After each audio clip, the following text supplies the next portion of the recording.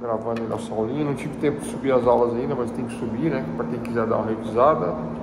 Mas tá tranquilo o conteúdo, né? Essa semana acho que foi tranquilo, né? O conteúdo dessa semana. Na terça-feira, boa noite, né? Na terça-feira nós demos resposta do réu. Quarta foi feriado. Quinta-feira tivemos, né? Ontem, né? Tivemos conexão, continência, prevenção, antecipação da tutela, citação, né? Provas, falei por cima, julgamento antecipado da lide, que eu pulei, né? Ficou para hoje, e falei de efeitos de revelia, falamos de citação também, né? Citação. Tá. Hoje nós vamos trabalhar sentença e apelação. Sentença e apelação. O assunto que ficou, que seria provas de julgamento antecipado da lide, falar um pouquinho sobre provas, né? A prova, ela é feita, ela é destinada ao juiz, né? Ela é feita para o juiz. A prova é evidência da narrativa, né? Que é contada nos autos. Na petição exordial, na petição inicial, eu faço uma narrativa dos fatos, não é? E confirmo essa narrativa com as provas, sejam elas documentais, documentos particulares. O que é o documento particular? Qualquer documento assinado ou qualquer documento, né, que eu juntar nos autos será considerado um documento particular, enquanto que o documento público é aquele documento, né, ele é imbuído de fé pública, ele tem a fé pública de um cartorário ou de um órgão oficial do governo. Por exemplo, uma carteira nacional de habilitação, uma cópia, né, autenticada, né, com fé pública, né, ele vai ser um documento público. Documento particular, um escrito, um escrito qualquer, né, uma certidão qualquer, uma cópia de um documento particular, será juntado nos autos. Então a prova é para confirmar a narrativa. A prova testemunhal levada para a audiência, né, de instrução e julgamento, é uma prova que também vai confirmar ou não uma narrativa, né? Tendo aquelas exceções que vocês verão no Código de Processo Civil, por isso que eu estou, né, falando muito por cima sobre provas, né? Vocês verão todas as exceções e essa maneira de trabalhar a prova e de trabalhar a audiência de instrução e julgamento, vocês verão em processo civil, né?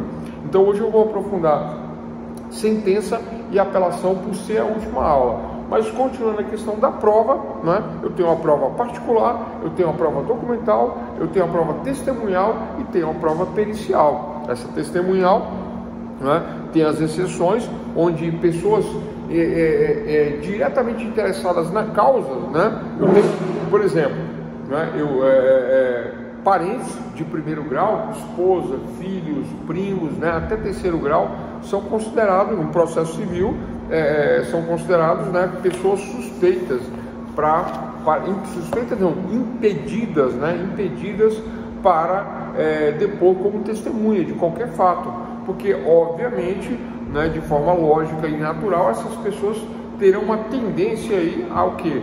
A produzir uma prova parcial, produzir uma prova que vai ter como não uma narrativa idônea, uma narrativa isenta, mas uma narrativa partidária, dando partido, dando ênfase na questão que envolve a matéria sendo julgada, dando partido, dando valor, valorizando a questão da narrativa de quem assim se oferece como testemunha, sendo mãe, pai, filho, irmãos, até primos, né? São consideradas pessoas impedidas de testemunhar na prova testemunhal. Agora, qual a diferença de impedimento e suspeição?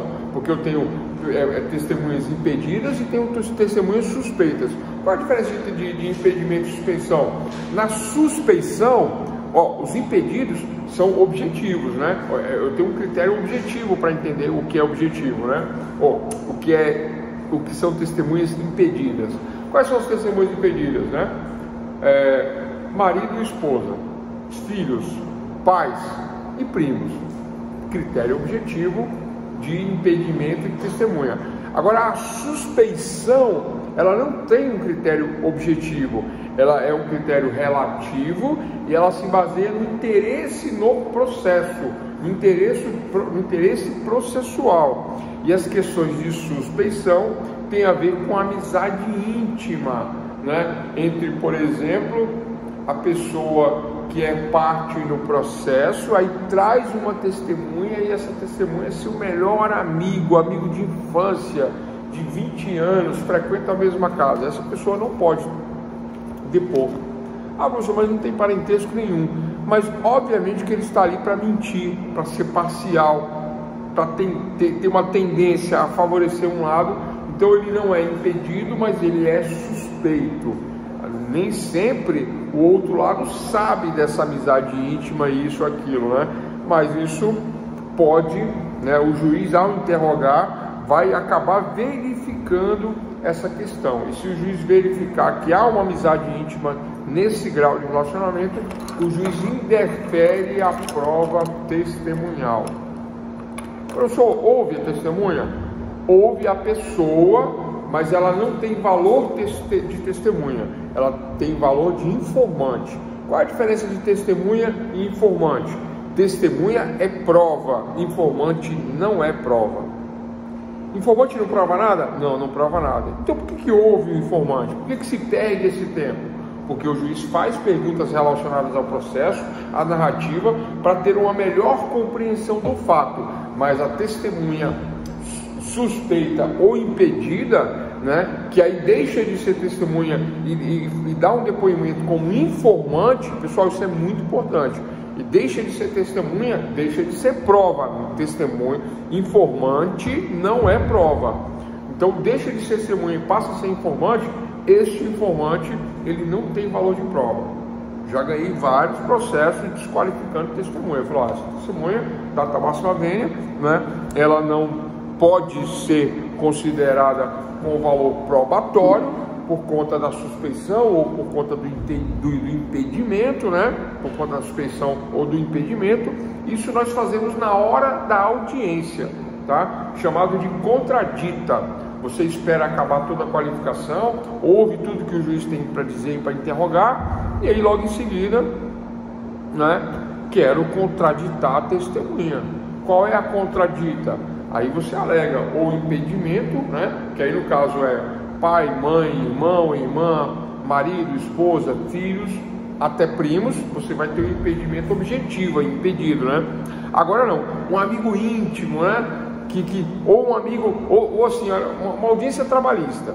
Eu estou processando a empresa, eu sou reclamante, estou reclamando. Aí chamo como testemunha um colega meu de trabalho que também está processando a empresa. Eu processo e ele também. Qual o interesse que ele tem no processo? Ele quer que eu ganhe para que ele também ganhe. Ele testemunha para mim e eu testemunho para ele. Não pode. Não pode. Aí o advogado da empresa fala assim, não, eu quero contraditar a testemunha porque ele tem interesse na causa. Eis a questão. Então ele é uma testemunha suspeita. Então eu tenho suspeição e impedimento. Ponto nessa questão, pessoal. Eu nem ia falar de prova, eu acabei falando, né? Mas é importante essa distinção entre testemunha, prova testemunhal, não é? Prova testemunhal, quando existe a testemunha e quando não existe a testemunha, ou quando existe a testemunha suspeita ou impedida. Aí ela passa a ser informante. Aí o juiz fala assim, vou ouvir como informante. Não serve para nada. Não serve para nada. Ah, professor, não serve para nada? Não, não serve para nada. Porque não serve como prova. Não vale como prova. Não tem valor de prova. Ah, mas por que o juiz ouve? Por educação, por respeito? Não, porque o juiz quer esclarecer alguns pontos ali na cabeça do juiz, para ele poder formular a sentença, para ele entender determinados fatos, ou até mesmo para ouvir. Não, vamos ouvir qual que é a narrativa, que é uma mera narrativa. Não vale como prova. Não tem valor de prova. Vamos supor que tinha 3 testemunhas e só. Não havia prova documental, pericial, nada, só testemunhas. E aí, as 3 eram ou suspeitas ou impedidas. Fica sem prova os autos. Ficando sem prova os autos, apenas com informantes, o que acontece? O pedido vai ser negado, vai ser indeferido, porque informante não é prova, informante não é testemunha. Aí uma vez eu tive uma pessoa que questionou isso, promotora de justiça questionou. Doutor, mas né, informante vale sim. Eu falei, vale de quê? Se valesse, o código não diferenciava. Quem diferencia é a lei, não sou eu. É a lei que fala que é diferente. Prova testemunhal, ok. Informante não é prova. Informante ele informa, né? O juiz pergunta, mas e aí, chocolate branco ou chocolate preto? Chocolate branco. Qual o valor disso? Né? Eu lembrei porque teve uma audiência de tráfico que eu fiz há 20 anos atrás, quando eu fazia essas porcarias. Eu não faço mais, eu não mexo com criminal, né? Fiz um júri agora para despedir, tem um para setembro agora, não estou nem querendo fazer, né? Não mexo mais com criminal. Mas eu lembro que era uma questão de tráfico de droga, né? Aí o juiz falou assim, eu vou vir como informante. Eu falei, beleza, maravilha. Aí perguntou para a menina, e o juiz começou a brincar com a testemunha, né? Porque ela falou que a bola que tinha, né, que tinha um pó lá dentro, não era um pó, era o chocolate branco. Aí o juiz perguntou, vai brincar chocolate branco ou chocolate preto? Ela, não, excelência, chocolate branco, que era, né, vocês entenderam, né, tráfico de drogas, chocolate branco. Aí o juiz virou para mim, olhou assim, dando risada, né, falou, doutor, mas quando a mentira é feia, não tem jeito, né? Eu falei, não posso fazer nada, mas ela é informante, não tem valor nenhum, não tem consequência. Aí ele falou assim, eu devia processá-la por falsidade, né, por falso testemunho falso e tal. Eu falei, não, o senhor já desqualificou de prova, né? Então testemunha não pode mentir, mas informante pode mentir, e pode até dizer que o pó, que a cocaína era chocolate branco. Pode falar o que quiser. Aí ele deu risada, a gente deu risada, a menina não entendeu nada e condenou, lógico, né? E essa é a história aí. Então, doutores, né, do ponto de vista da prova, que é o tema que nós estamos discutindo agora, né, do ponto de vista da prova testemunhal, existem essas diferenças entre testemunha suspeita e testemunha impedida. Testemunha suspeita, né, dentro do interesse da causa, ou dentro dessas questões, né, que nós acabamos de falar agora, de intimidade com a parte, e a prova impedida, né, a testemunha impedida é aquela que é marido, esposa, filhos, pais, né, pai e mãe, e até o primo, né, primo que é parente de até terceiro grau no civil, é impedido, tá? Impedimento, suspeição da testemunha. Boa noite, Fabiano, Gustavo. Tá, depois eu vou constar na lista ali, né? Vamos lá. Então estamos continuando falando da prova. Então, pessoal, então em relação à prova testemunhal, ponto nessa questão. Em relação à prova, né, documental, já falamos, vou repetir aqui, né, de forma bem sucinta. A prova documental, eu vou ter documento público e vou ter documento particular. Qualquer papel que eu juntar no processo é documento particular, qualquer um, exceto os que são imbuídos de fé pública, né, como a carteira de motorista, identidade, certidão de óbito, certidão de nascimento, que aí são documentos considerados públicos, porque tem fé pública. Essa é a diferença e ponto final nessas questões. Tranquilo? Vamos falar de sentença? Falamos de prova, matamos a questão da prova, vamos falar de sentença? Vamos lá, né? Então, o segundo tema da aula de hoje, sentença. Falamos de prova, de forma bem abreviada, mas não menos importante. Tem que compreender a diferença entre testemunha e informante. Quando o juiz fala assim, deixe de qualificar como testemunha e passo a ouvi-lo como informante, o juiz quer formular ali na cabeça dele ali as conexões com as narrativas e até com as provas. Mas a pessoa que está falando não tem nenhum valor de prova. Ponto. Informante é isso. Eu poderia dizer que não vale nada? Não, tem um valor, né, de trazer informações para os autos, né, que serão analisadas juntamente com outras informações, mas não serve de prova, não tem valor de prova. Pode mentir, pode contar história, pode contar o que quiser e não vai valer. Tranquilo?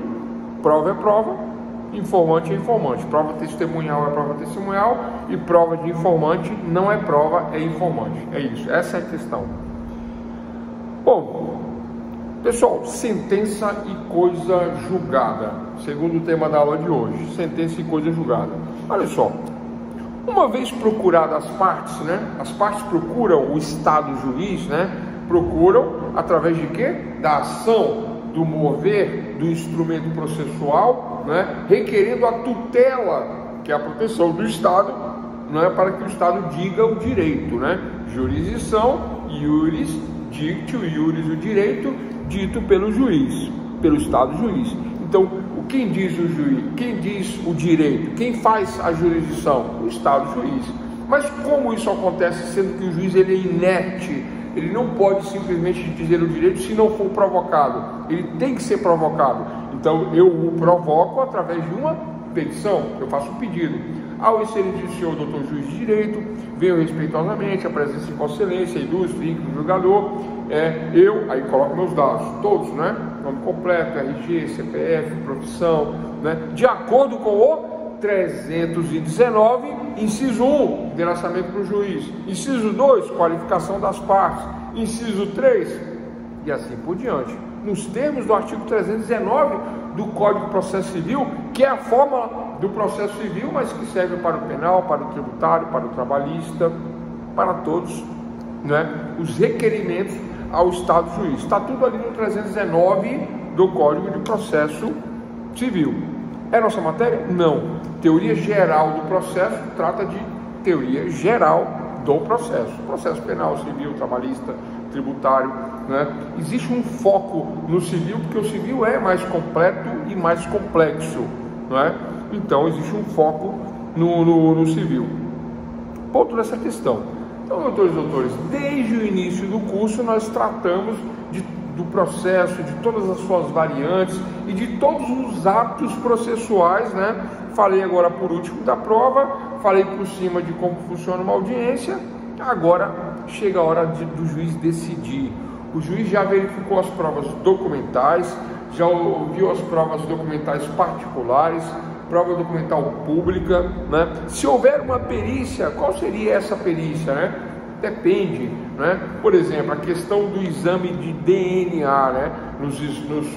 Nas ações de investigação de paternidade, né? É uma prova pericial. Documento público ou documento particular? Nem público nem particular, prova pericial, né? Então vai se escolher, né, um material genético para se fazer a prova pericial, né? Através de um perito, de um especialista, de um técnico que vai confirmar, né, se existe compatibilidade genética entre as partes envolvidas de acordo com o pedido da ação, que é para saber, né, normalmente, se o genitor é realmente o genitor da parte que pleiteia pleiteia numa ação de conhecimento, saber se realmente é ou não o pai. Ponto, né? Nessa questão aí. Então, chegamos ao momento da sentença. O que é a sentença, né? O que é a sentença? Bom, a sentença é o dizer do direito, é a parte final do processo. Ah, professor, mas e se essa sentença ocorrer no meio do processo? E se essa sentença ocorrer no início do processo? Isso é possível? É possível. Mas a sentença lá no final do processo, o conjunto de atos que me levará a uma sentença é o processo. O instrumento do Estado que tutela o direito é o conjunto de atos que me levará a uma sentença. Isso eu falei por diversas vezes, né? Então agora na sentença o juiz diz o direito. Mas eu tenho aí 4 tipos de sentença. Vamos falar da última, de trás para frente? Né? O conjunto de atos que me levará a uma sentença. Essa última sentença, essa 4ª sentença, é a sentença que vai extinguir o processo dizendo o direito. Diz o direito, encerra a jurisdição, encerra o processo dizendo o direito. Lá no final, depois de todos os atos. Mas, vamos dar uma paradinha, vamos voltar no começo? Eu acabei de peticionar, eu acabei de fazer um pedido para o Estado juiz, ao excelentíssimo senhor doutor juiz de direito, de uma das varas cíveis da comarca de São Paulo, do estado de São Paulo. Venho respeitosamente à presença de Vossa Excelência, ilustre, íntegro, digno juiz, Estado juiz de direito, venho requerer, né? Aí coloco meus dados, coloco o nome da ação, em face de, coloco em face de, aí os fatos, conta a história, a narrativa, né? Fatos e fundamentos, coloco cópia de jurisprudência, de doutrina, de leis, dentro do que eu quero. Agora, no pedido, prestem atenção, né? Diante do exposto, né? E na pretensão resistida do réu, o réu resiste à minha pretensão em ver o meu direito ser atendido. Na pretensão resistida, peço respeitosamente a Vossa Excelência, primeiramente, que receba a minha petição inicial. Aí o juiz vai verificar as condições da ação. Aí parece que não tem uma das condições da ação. Vamos ao exemplo, né? Os de sempre, tá, pessoal? Para não confundir, vou dar uns exemplos de sempre. A tia, as duas irmãs, né? Separou, voltou para casa da mamãe, e aí a tia fala assim, a irmã, né? Fala, mas você não vai processar ele, não vai pegar alimentos? Que história é essa aí? Não estou entendendo isso aí, você, né? Se parece que gosta dele, né? Assim os papos, né? Conversa, né? Não, você tem que processar ele, você tem que dar um jeito aí. Como é que, né? Fica, e aí? Ele não vai fazer a parte dele de pai? Aí a tia se revolta, com razão, e fala assim, quer saber? Eu vou entrar. Aí a tia pega e entra na justiça. Ela não é parte legítima, porque a legitimidade para pedir a pensão para os menores é da mãe, ainda que de fato, ainda que não regularizada, porque a tia não tem a tutela. Quem tem a tutela, ainda que de fato, é a mãe. Então ela é parte ilegítima para pleitear o pedido judicial. É isso. E o que eu estou falando, assim, né, até brincando, contando essa história, mas isso acontece demais. Acontece muito. Eu estou falando da tia, mas normalmente sabe quem faz isso? É a avó. A avó fala assim, mas né, eu que estou criando, eu que pago tudo, banco tudo, custeio tudo, minha filha não se move para nada, eu vou entrar. E aí a avó entra e pede para o juiz. Aí o juiz, né, o juiz até quer conceder, mas o juiz fala, olha, verificadas as condições da ação, é legítimo? É legítimo, está na lei. É possível? É possível. Não, desculpe. Há um interesse de agir? Há um interesse de agir, né? Porque ele não paga, vocês estão nessa discussão aí. Há possibilidade jurídica? Há possibilidade jurídica, porque existe uma lei, né, que dá ensejo a esse pedido. Mas a parte, por enquanto, não é legítima. Não há regularização da legitimidade da parte. A avó não é a tutora legal. A tutora legal é a mãe. Mas mora comigo e tal. Não é. Tem que fazer ação de guarda primeiro. Tem que requerer a guarda. Tem que regularizar a guarda. Aí, tendo a tutela, a avó pode entrar. Ou a tia, como eu falei no primeiro exemplo, né? Eu falei esse assunto da tia porque eu já peguei casos assim, onde a tia entrou. E não foi um só que eu peguei vários casos. Eu tenho 20 anos de advocacia. Eu já vi isso acontecer. Aí nós alegamos, se o juiz já não der a sentença, estamos falando de sentença, tema da aula de hoje, sentença. Se o juiz não der já, porque logo no início, sabe essa parte, receba, aí o juiz não recebe. Entenderam onde é que funciona essa questão? Aí o juiz dá uma sentença dizendo que não atende uma das condições da ação, que é a legitimidade de parte, e manda arquivar o feito. Ou emende a inicial, regularizando a tutela dos menores, encartando a tutela aos autos, provando que tem a guarda de direito. Do contrário, extingue-se o feito por falta de uma das condições da ação. Eita, que eu falei isso um ano, né? Agora ficou claro, agora ficou fácil. Acho que já estava claro, já estava tranquilo, né? Então compreendemos agora que essa primeira sentença é a sentença que extingue sem julgamento de mérito. Anotem aí, primeira sentença que extingue o feito sem julgamento de mérito. Não julga o mérito, não julga a questão, não vai discutir alimentos. Por quê? Por falta de uma das condições da ação. É o exemplo, né? Deu o exemplo da tia, deu o exemplo da avó, falta uma das condições da ação. Então a primeira delas é a extinção sem julgamento de mérito, por não preencher uma das condições da ação. Não dá procedibilidade, não atende um dos pressupostos processuais, né, da ação. E aí extingue. Tranquilo? Sentença, primeira delas, mole, né? Logo no começo do processo. Aí a pessoa, puxa, eu achei que eu tinha direito, achei que eu podia pedir, que eu estou criando aqui, mas tem direito, mas tem que regularizar a primeira questão para se tornar parte legítima. Aí tudo bem, né? É outra história. Bom, número 2, segunda sentença, tá? Até chegar na quarta, que eu já expliquei qual é a quarta. A quarta é a que resolve, mas até lá, vamos lá, segunda sentença. Sabe qual é a segunda sentença, pessoal? É uma sentença decorrente da autocomposição das partes. Como assim, professor? Explica melhor isso aí. Tá, eu entro com o processo, teve procedibilidade, atendeu às condições da ação, e estamos lá discutindo questões de valores de pensão. Aí a gente chega no valor. Não, vamos combinar um salário mínimo, vou te pagar um salário, você aceita, tal. Aí as partes entram com esse acordo no processo. Não chega a ter uma decisão, o juiz não dá uma decisão, as partes se autocompõem, as partes vão para uma transação civil, né, e acordam que será dessa maneira. As partes têm o poder de fazer isso, isso é recomendado pelo CNJ, pela magistratura, pelo código, pela lei, é assim que deve ser. Se as partes se comporem, melhor, né? Não precisa o Estado dar uma decisão forçada, as partes se comporam. Olha que interessante.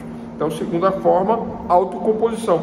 Isso acontece, por exemplo, logo que eu peticiono, a outra parte já vem e já faz uma proposta. Aí começa a conversar entre advogados, defensoria, por fora dos autos, e já entra com o acordo pronto. Ou na audiência de conciliação, aquela primeira audiência que tem, que é só para conciliar, tentar conciliar, as partes conciliam. Passada a conciliação, passado a mágoa, às vezes vai para uma outra audiência. Aí nessa segunda audiência, as partes conciliam.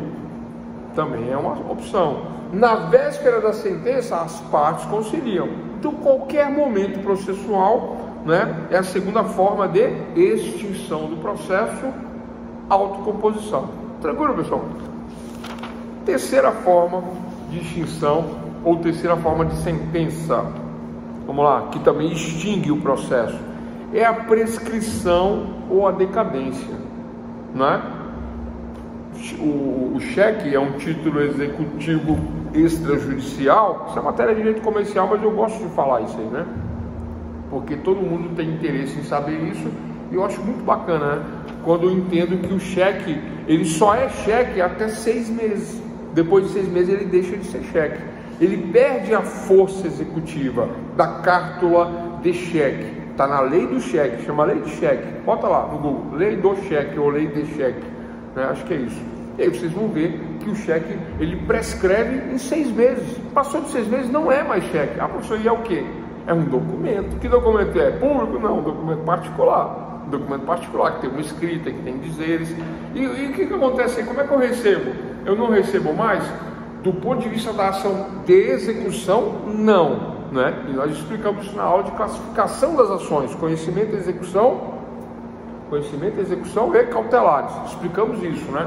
O cheque não cabe uma ação de execução mais para cheque, né? Cautelar também não tem nada a ver com cautelar. Caberia uma ação monitória para recuperar a força executiva do cheque através de uma ação monitória. Mas isso é uma outra aula, já falamos disso lá atrás, né? É para nós entendermos que essa terceira forma de sentença ou de extinção, ela acontece quando está prescrito. Eu entro com um cheque de 1 ano, o cheque tem 1 ano, eu entro com a execução do cheque. Aí o juiz já olha e fala assim, não, mas esse cheque está prescrito, não tem como você executar ele. Não cabe ação executiva de um título prescrito. Sentença terminativa de extinção do processo pela prescrição da cártula. É esse o exemplo. Não vou me alongar não, senão a gente, né? Hoje eu quero ser mais rápido. Tranquilo, pessoal? Agora, última forma de sentença. Vamos lá, última forma de sentença. Por fim, temos a sentença de mérito. Última forma de sentença, sentença de mérito. Então, houve a inicial, houve a contestação, houve a réplica, houve a tréplica, houve a juntada de novas provas, perícia, audiência, não saiu o acordo. Foi para as mãos do Estado juiz, né? Tranquilo? E aí o Estado juiz vai julgar o mérito da questão, analisando o quê? analisando a tese inicial e a contestação, que é a antítese, tese, antítese e agora a síntese. Tese, antítese, síntese. Tese, antítese, síntese. É um método dialético, não é?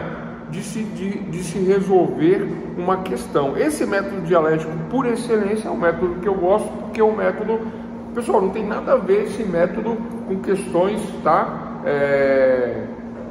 De ideologia política, o método dialético. Muita gente tenta associar esse método a questões de socialismo, de comunismo. Não tem nada a ver esse método dialético com essas pessoas.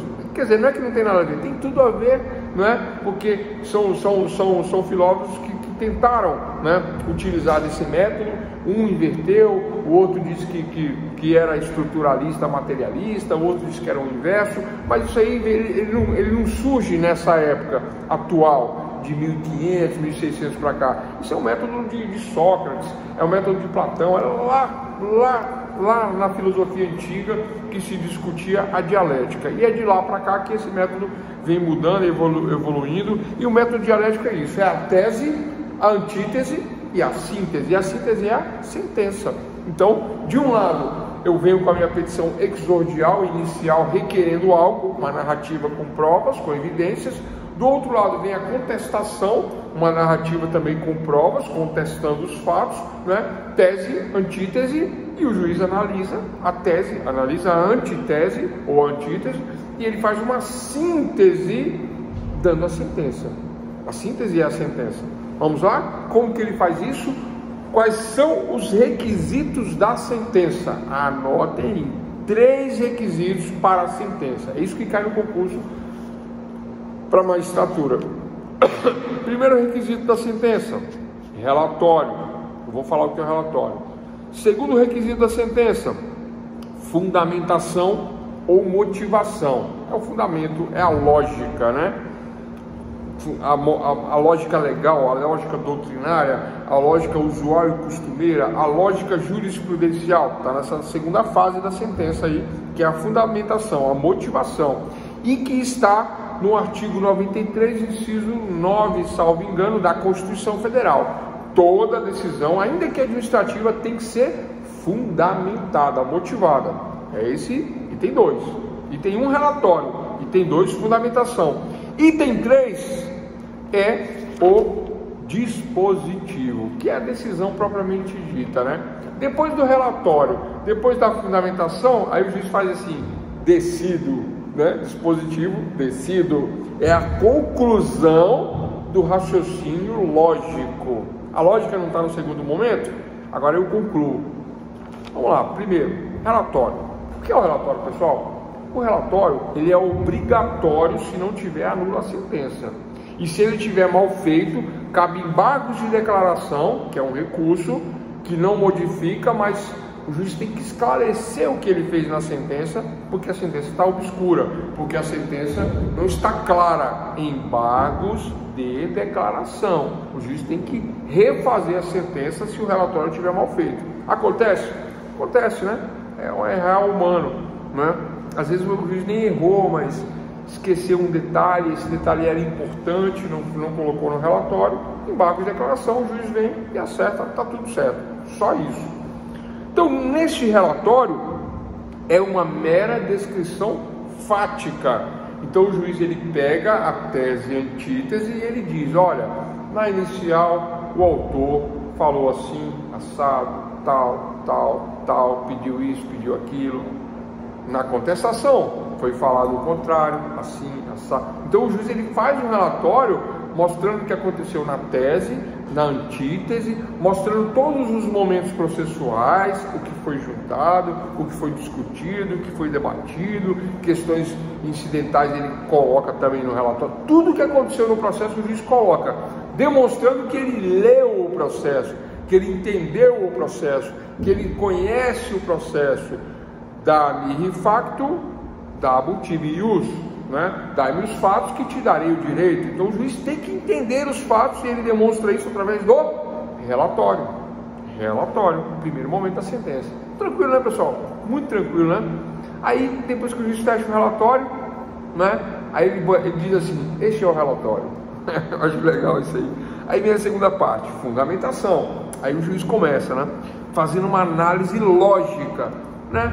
O direito assiste em determinado momento, não assiste em determinado momento. Então ele vem comentando agora os fatos do ponto de vista da lei, do ponto de vista da jurisprudência, do ponto de vista da lógica. Tem lógica, não tem lógica, procede, não procede. Ele vem comentando agora do ponto de vista de uma lógica, já determinando o que é e o que não é, o que pode e o que não pode, se a pessoa acertou, se a pessoa errou. Ele já vem aí nessa segunda fase, que é a fundamentação lógica. Aí ele junta a lei, junta a jurisprudência. De acordo com a autora de Direito Civil, Maria Helena Diniz, ela comenta no seu livro de Direito Contratual das Obrigações, volume 3, que, página tal, aí vai, transcreve da doutrina e comenta o fato que foi feito lá no processo, ou na tese, ou na antítese. Vocês estão compreendendo a fundamentação? A fundamentação é isso, fundamentado na doutrina, fundamentado na lei, fundamentado na jurisprudência. O Tribunal de Justiça de São Paulo decidiu dessa maneira. Aí traz a jurisprudência, coloca ali e o juiz comenta, né, de acordo com o caso que ele está julgando. Então, doutrina, jurisprudência, ou ele coloca a lei, de acordo com a lei de alimentos, né, devo decidir assim, assado. De acordo com a doutrina, devo decidir através do trinômio necessidade, possibilidade, oportunidade. Qual é a necessidade dos menores? Qual é a possibilidade do alimentante que está alimentando?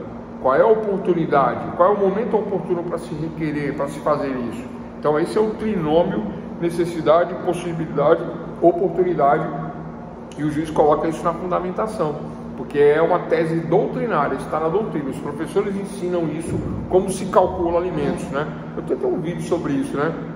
O vídeo mais visualizado que eu tenho é sobre essa questão de alimentos, né? E que fala do cálculo binômio necessidade e possibilidade. Aí eu acrescento o trinômio, né? Necessidade e possibilidade, eu acrescento a oportunidade, explicando também o que é isso. Bom, então essa é a fundamentação. A ausência de fundamentação na sentença anula a sentença, não tem conversa, né? A fundamentação é a espinha dorsal da sentença. Tranquilo, pessoal? E por último, depois de fundamentado, né, feito de forma lógica a questão, aí vem para o dispositivo, que é a terceira parte da sentença. É a conclusão do raciocínio lógico. Olha só, relatório, raciocínio lógico. Agora eu vou concluo diante dos fatos, do relatório, da fundamentação, da lógica, defiro parcialmente, indefiro, né? Defiro parcialmente, e aí vai. E aí ele vai dizer o que ele deferiu, o que ele indeferiu, né? Defiro os alimentos, né, no importe de X valores. Um salário mínimo, 2, 3, 4, 10 salários mínimos, né? Ou não, decido a pensão alimentícia com base em 30% do rendimento do réu e converto em salários mínimos, né? Porque essa indexação, pessoal, do meu ponto de vista, tá? Ela é ilegal, porque o direito, né, não admite essas indexações. Se fosse válido, porque a Constituição é que proíbe essas indexações, né? Porque se fosse assim, o salário do aposentado acompanharia o salário mínimo, né? Não teria um reajuste, um índice próprio para correção, acompanharia o salário mínimo. Mas existe, né, constitucionalmente, e essa questão que eu estou alegando aqui, de uma desindexação, então eu não poderia estar atrelando isso ao salário mínimo.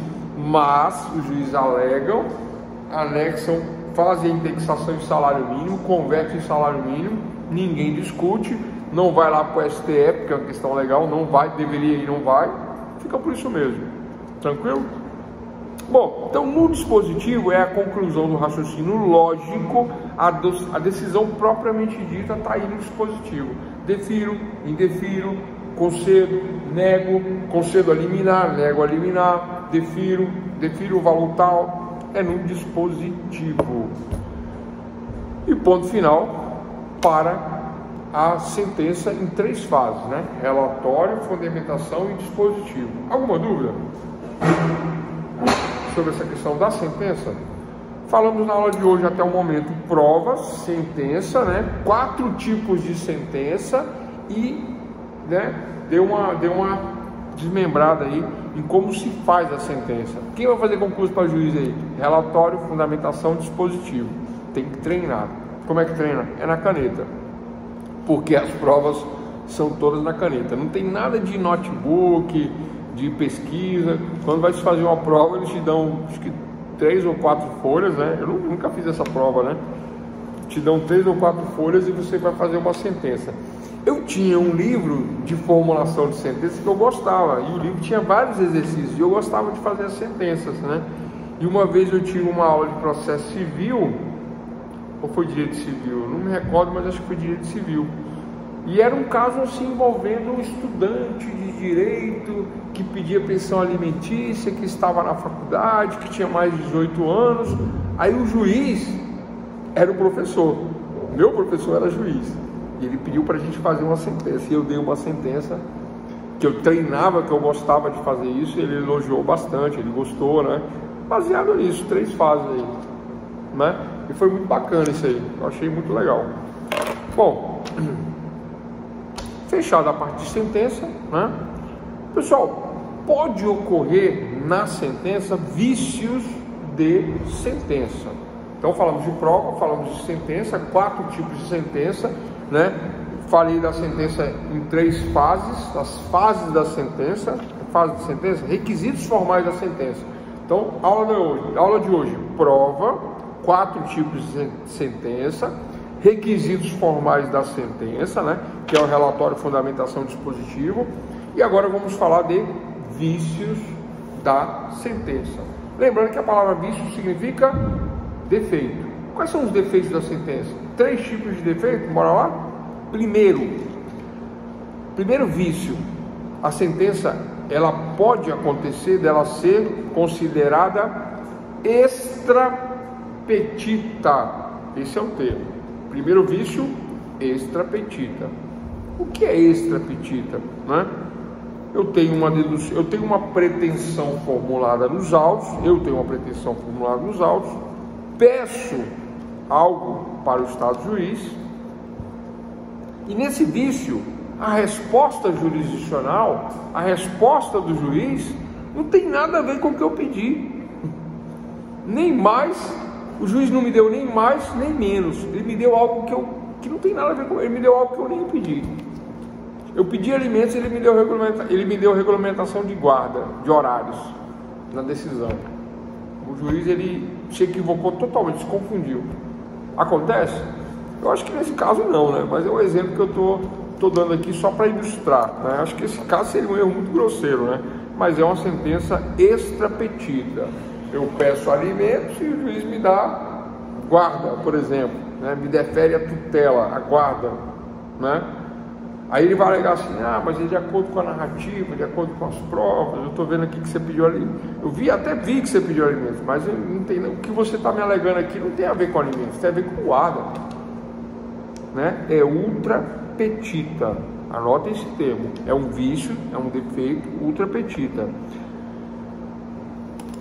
É totalmente nulo essa sentença, né? Eu entro com recurso e peço para anular a sentença, eu não pedi isso. Não estou pedindo guarda, eu estou pedindo valor, eu preciso receber pensão.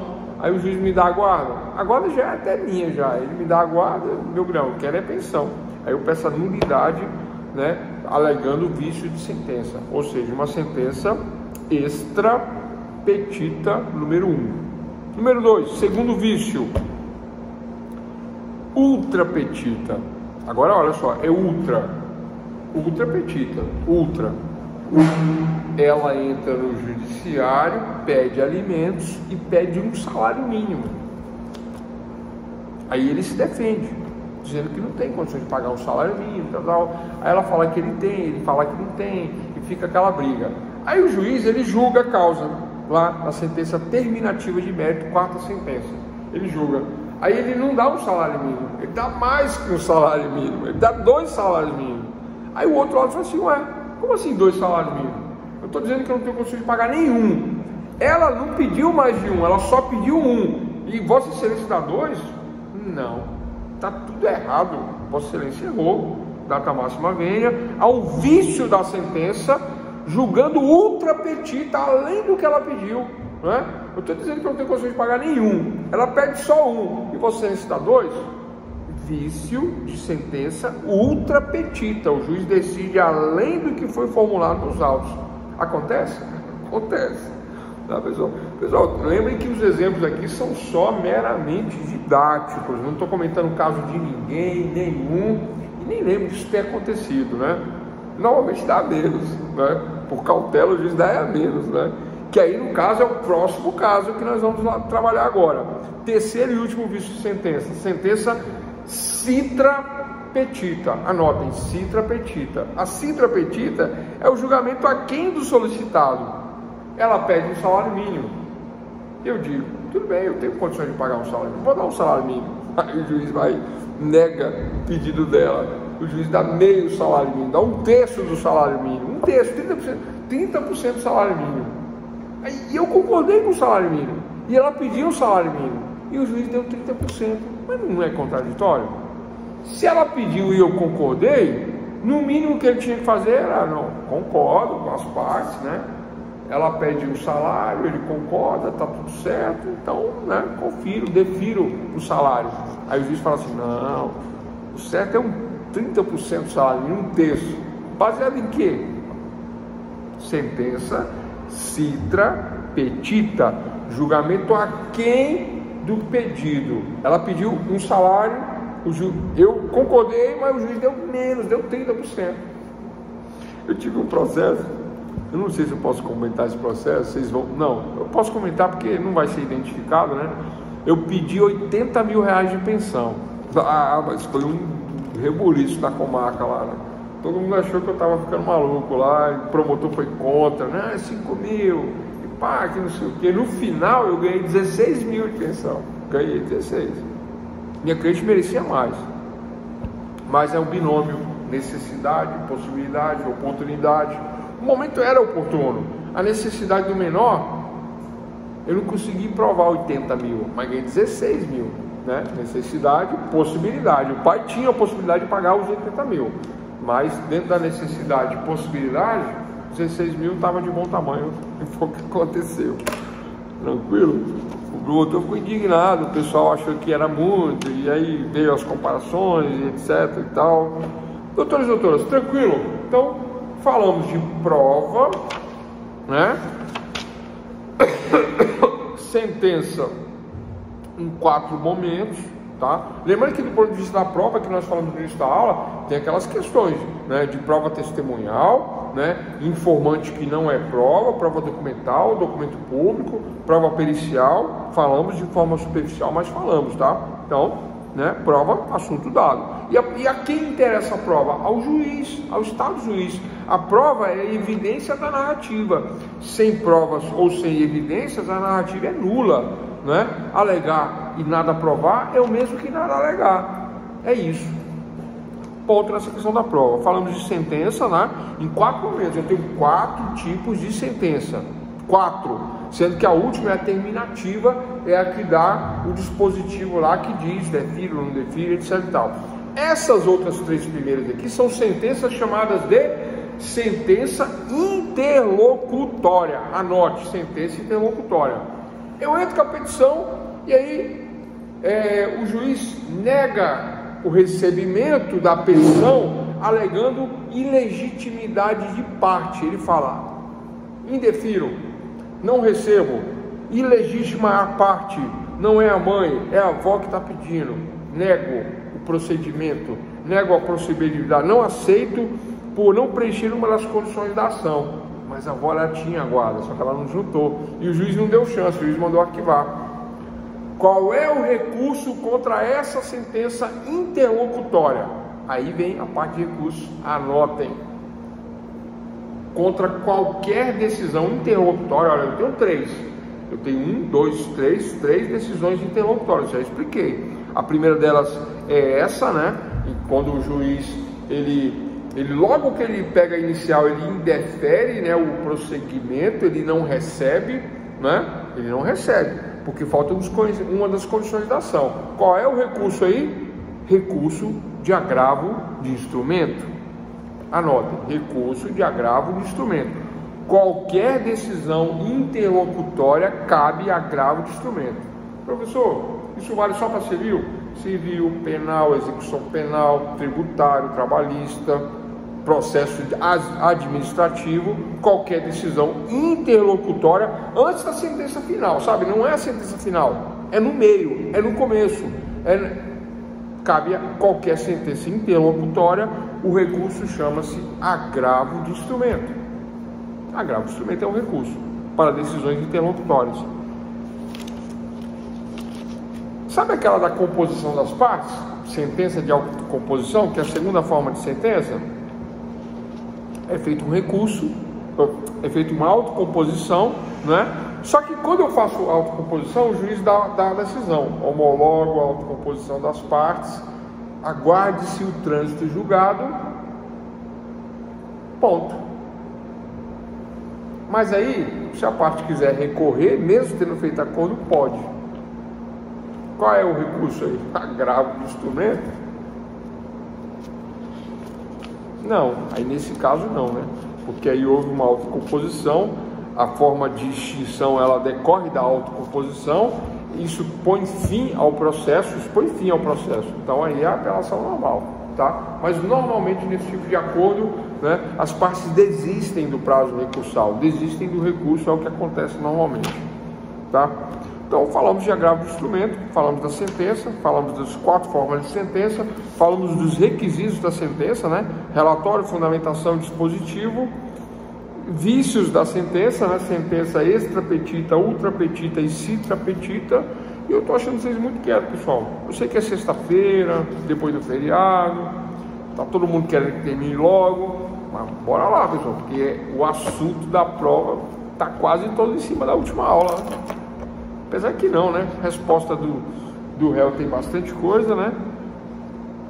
Teve muito assunto, né? Tentando entender, pode perguntar, pode conversar, pode falar, fica à vontade, tá? Vou tentar corrigir a questão da chamada aqui para ninguém ficar com falta, né? Porque já sabe, né? Vale 2 pontos, presença e participação, né? Ah, professor, eu sou meio tímido, eu não participo. Dá um olho no chat pra gente, né? Ai, Gislane, Tamara, Cláudio. A gente está tentando prestar atenção para ver se consegue. O que a gente está falando? Gislane é muito participativa, né? Gislane, Tamara, Cláudio, Fabiano e Gustavo. Faltou alguém? Essa turma é pequena, né? Gustavo, beleza. Não, porque eu não posso ser injusto, né? Aí, né? Então vamos lá, pessoal. Vícios de sentença, extra petita, ultra, citra. Bom, quais são os efeitos da sentença? São 2 efeitos, né? São 2 efeitos. O principal efeito da sentença é o efeito formal, extingue o processo. E o segundo efeito da sentença é que faz cumprir a obrigação ali no dispositivo, né? Eu até que queria participar, mas tenho que anotar tudo. Ótimo. É muito conteúdo, preciso do máximo atenção. Maravilha. Tranquilo, né? Essa turma é boa demais. Eu queria voltar a fazer prova como antigamente, sabe? Prova subjetiva. Que aí eu dou a prova subjetiva, aí eu já leio assim, Tamara, eu já sei que é 10. Cláudio, eu sei que é 10. Fabiano, 10. Gislane, Gustavo, né? Mas eu não posso fazer isso. Eu tenho que fazer objetiva, pessoal. Vocês têm que, né? Não que vocês não se esforcem, mas, né? Porque se eu coloco a prova subjetiva, aí o que acontece? Aí pesa o emocional, o coração, né? Porque vocês merecem 10. Aí eu não tenho coragem de dar menos que isso. Aí eu faço objetiva, porque aí eu me livro desse problema, né? Vocês entenderam? Eu faço objetivo, porque se eu fizer subjetiva, não tem como dar menos de 10 para vocês, né? Aí na objetiva não, aí vocês têm que compreender o conteúdo, marcar lá, e às vezes quando eu vou fazer a nota, eu falo, não é possível, não acredito, tirou essa nota. né? Aí eu fico pensando numa maneira de ajudar vocês, né? É isso. Erro a nota, às vezes eu erro, né? Que corrijo de madrugada, às vezes eu corrijo sem ver o nome lá, o lance lá, né? Porque tem uma planilha. Fui mal no último prova, mas eu ainda tenho que arrumar essa nota ainda. Vamos lá. Então, doutores e doutores, né? Nessas questões de sentença, vamos lá. Eu não me conformo com a sentença. Eu acho que o juiz, né, analisou, mas do ponto de vista, esse juiz ele é muito justo, muito bom, juíza, né? Mas neste caso especificamente, né, o juiz ele não me atendeu e eu fiquei irresignado, fiquei indignado, não me conformo com a sentença. Então, atenção, doutores, qual é o objetivo do recurso? É modificar a sentença. Quando eu recorro, não vai ter nova audiência lá no Tribunal Superior, não tem nova audiência, não vai ter novas provas, não vai ter novos documentos, nada disso, nada. O objetivo do recurso é modificar a decisão. Tranquilo? Compreendido isso? Porque é comum o cliente perguntar isso e é comum às vezes um advogado não entender isso, ou o defensor não entender isso, não é? Mas quem já passou para a magistratura, para a promotoria, para a defensoria, já entendeu porque teve que estudar no concurso. Mas às vezes o advogado ou o defensor não entendeu isso aí. Não entendeu o que não entendeu? Que o recurso é contra a sentença, contra o Estado juiz que decidiu. Eu não vou rediscutir prova, não vou reanalisar prova, nada disso, a não ser que, óbvio, né? Havia uma prova testemunhal, havia uma prova que fazia evidência de uma narrativa, mas aí o juiz desconsiderou na sentença.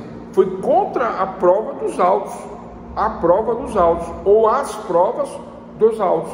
O juiz foi contra. E aí é nessa hora, no recurso, que eu digo, né?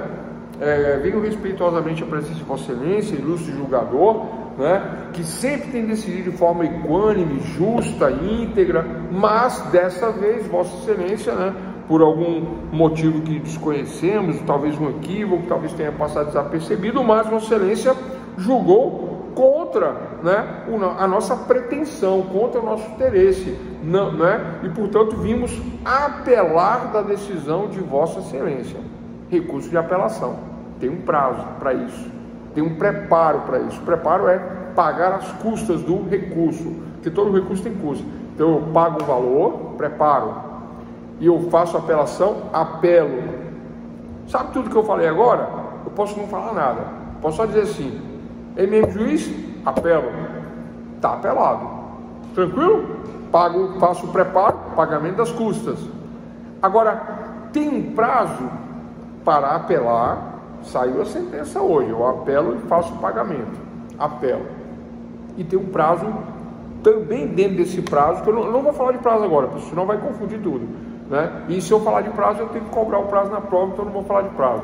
Mas todo recurso tem um prazo. Normalmente o civil é 15 dias, tá? Descontando sábado, domingo e feriados, 15 dias. Tem até uma calculadora que calcula isso aí, é um aplicativo, né? Eu tenho isso aí no meu celular. Que aí você coloca o prazo que saiu a sentença publicada no Diário Oficial, você coloca ali, né? Aí ele te dá a contagem. Aí ele conta 15 dias descontando sábado, domingo e feriado. É bacana isso aí, né? Então, normalmente desconta os 4 dias, os 15 passa para 19. Por quê? Porque geralmente cai 2 fins de semana. Se tiver um feriado, aí aumenta mais um dia. E aí depois, entende isso, né? Mas não vamos falar de prazo não. Mas todo recurso tem um prazo. Tem um prazo para apelar da sentença. Se eu não apelar da sentença, acabou. Transitou em julgado. Se eu não apelar. Mas se eu apelar da sentença, então eu apelo da sentença de Vossa Excelência. Ponto. Apelação. Agora, razões da apelação. Agora eu tenho que juntar as razões. Venho respeitosamente, né? Juntar as razões pelas quais, né? Nos motivam a apelar na apelação, lá que nós fizemos a apelação, agora eu estou falando das razões, né? A sentença de Vossa Excelência traz elementos, né, que não coadunam com o andamento fático processual e com as evidências carreadas aos autos como a prova testemunhal. a prova testemunhal trouxe relevante, importante conteúdo que inverte a narrativa da exordial, né, peticionante. Na nossa contestação, a testemunha foi chave para... Vocês entendem? Ah, professor, mas eu entendi, mas será que eu vou conseguir fazer dessa maneira? É muita leitura, pessoal, viu? Não é nada demais, não é decorado, não é nada. Você lê muito, aí você começa a ficar com esse linguajar assim, né? Dessa maneira. Tranquilo? Só isso. É leitura. Porque uma vez um aluno me perguntou, mas como é que eu faço para melhorar minha linguagem? Isso, para falar bonito e tal. É muita leitura. Leitura. Depois sai natural. É natural. Isso flui. Por que flui? Porque é por causa da leitura. Meus vizinhos do meu andar escutam a aula até no corredor. Minha família está fazendo o curso junto comigo aqui. Maravilha. Volume 5, muita aula. É isso. Então, é isso, pessoal. Pega, eu falo isso pro pessoal. Pega a gravação, bota no churrasco no fim de semana. Ah, você vai estragar o churrasco. Não estraga não, dá risada. Dá risada. Assiste a gravação, come churrasco, toma cerveja, né? Eu não bebo mais. Toma cerveja. O pessoal fala assim, não bebe, mas mente, né? Porque é advogado, né? Pode ser, né? Então, pessoal, eu tenho que dar um bom exemplo. Então, dentro da teoria geral dos recursos, o recurso é quando eu estou inconformado. Qual é o requisito número 1 para o recurso? Anotem aí, tá? Letra A, inconformismo. Esse é o requisito número 1 para recorrer. Toda vez que eu vier uma sentença, né, e no dispositivo negar o meu direito, eu fico inconformado. O inconformismo é o requisito número 1 para a sentença. Eu não me conformo. Posso alegar um daqueles 3 vícios lá: extra petita, ultra petita ou sintra petita. Posso alegar um desses 3 recursos, um desses 3 vícios no meu inconformismo. Posso alegar isso, não é? E pedir o quê? A modificação da sentença. Agora, para quem eu peço? Agora vem um detalhezinho interessante. Eu peço a modificação da sentença para o mesmo juiz? Não. Eu digo para o mesmo juiz o seguinte: ao excelentíssimo senhor doutor juiz de direito, eu apelo de vossa decisão. E aí eu faço toda aquela rasgação de seda, né?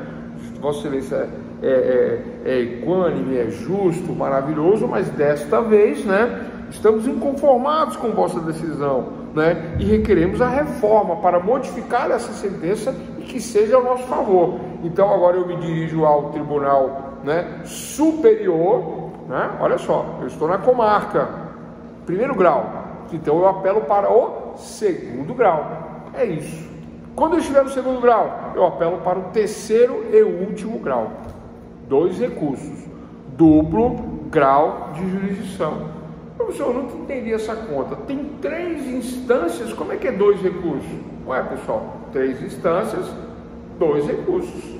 Ó, do primeiro para o segundo, 1 recurso. Do segundo para o terceiro, 2 recursos. Duplo grau de jurisdição. Tem recurso no 3º grau?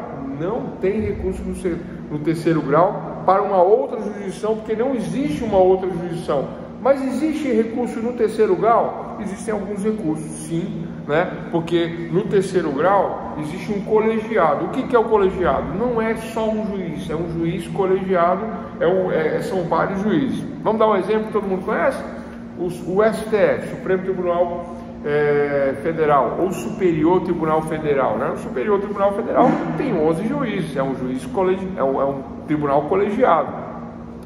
Se houver uma sentença lá no Superior Tribunal Federal, né, onde houve uma votação unânime, como é que você vai recorrer de uma votação unânime? Todos foram unânimes na votação. O que talvez cabe aí é um embargo de declaração. Mas o embargo de declaração, lembram? É só para esclarecer o relatório, ou a fundamentação, ou o dispositivo, está dizendo para pagar uma multa assim, assim, assado, mas eu não estou entendendo por que, os valores, aí eu entro em embargo de declaração. Entendem? É para esclarecer a sentença e ganhar tempo às vezes, só, né? Nesse sentido. Qual outro recurso eu teria lá no último grau, né?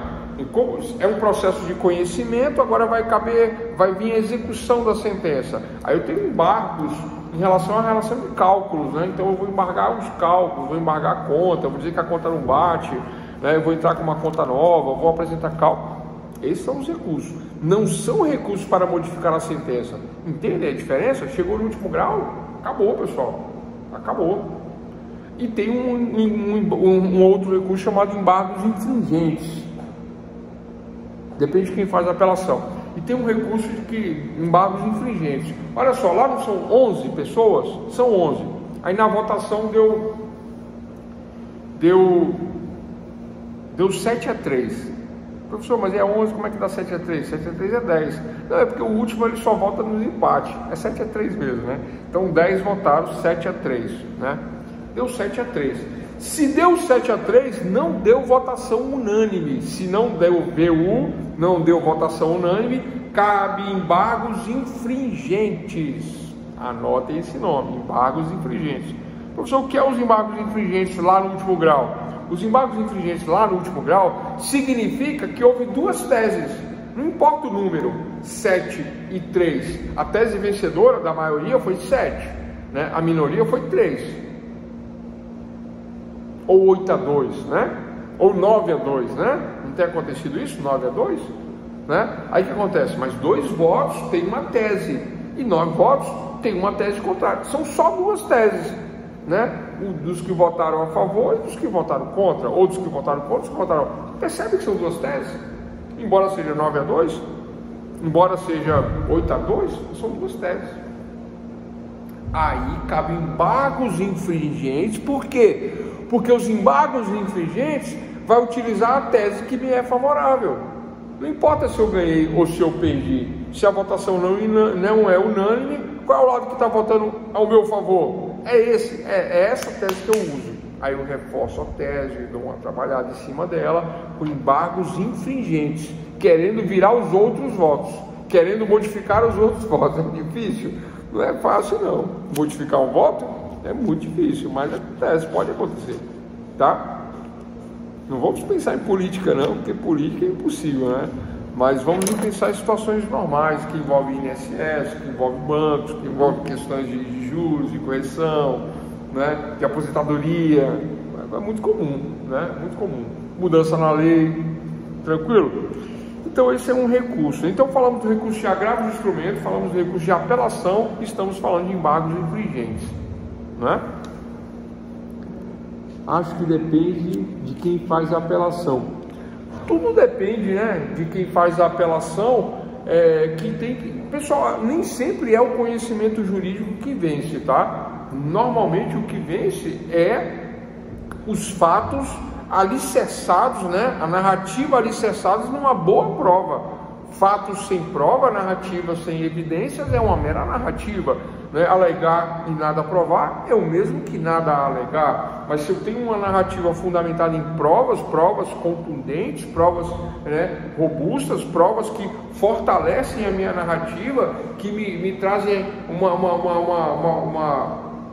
observação inequívoca, a verossimilhança das minhas alegações baseada em provas carreadas aos autos, não tem como eu perder. Mas mesmo assim o juiz não observou determinada questão, essa ou aquela, julgando ou ultra petita, ou extra petita, ou citra petita, né? Causando um vício na sentença que me leva a recorrer, pedindo o quê? A modificação da sentença. Quem é que vai modificar? Ele? Não. Eu digo para ele, né? Data máxima vênia, com todo o devido respeito e máximo acatamento, recorro da sentença de Vossa Excelência, juiz adquém, para que o juiz ACOR venha alterar vossa sentença. Razões. Aí eu junto as razões, né? Fazendo argumentação. É isso, pessoal. É muita coisa, né? Última aula, né? Eu só não vou sentir saudade de vocês, porque esse mês que vem nós provavelmente teremos contratos, né? Teremos direito dos contratos. Aí a gente encerra, aí nós vamos nos ver só no 10º período com direito previdenciário.